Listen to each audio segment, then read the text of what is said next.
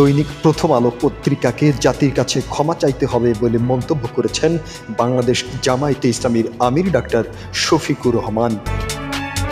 নিজের verified Facebook পেজে একথা বলেন তিনি। সোমবার ফেসবুকে দেওয়া তার পোস্টটি হুবহু তুলে ধরা হলো।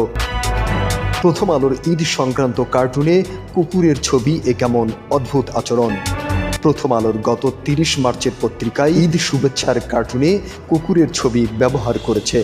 পত্রিকাটা এর আগেও মহানবী সাল্লাল্লাহু আলাইহি সাল্লামকে অবমাননায় বাইতুল মোকাররমের খতিবের হাত ধরে প্রকাশ্যে ক্ষমা চান সম্পাদক মতিউর রহমান। মনোভাব ও দৃষ্টিভঙ্গি খুবই জঘন্য।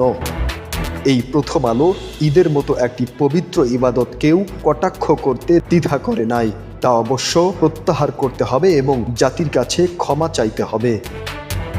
উল্লেখ্য, গত ৩০ মার্চে প্রথম আলো পত্রিকায় ঈদের শুভেচ্ছা জানিয়ে একটি কার্টুন ছবি প্রচার করা হয়, যে কার্টুনে একপাশে কুকুরের ছবিও সংযুক্ত ছিল। এছাড়া ঈদ মোবারক লেখা একটি ব্যানারে কার্টুন দাঁড়িয়ে থাকার আকৃতিটাও ছিল একটি নৌকার মতো। উক্ত ছবিটি নিয়ে সামাজিক যোগাযোগ মাধ্যমে বিভিন্ন মানুষ বিভিন্ন মন্তব্য করছে। প্রথম আলো কি এজেন্ডা বাস্তবায়ন করতে চায়, তাদের উদ্দেশ্য কি, কার কথায় তারা এভাবে চলছে, বিভিন্ন প্রশ্ন করছে সাধারণ মানুষ।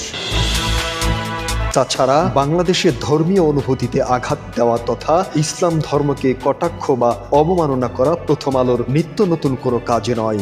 এই চ্যানেলটি সাবস্ক্রাইব করে বেল বাটনে ক্লিক করুন। সংবাদ সংগ্রহে উৎসাহ দিন, পাশেই থাকুন।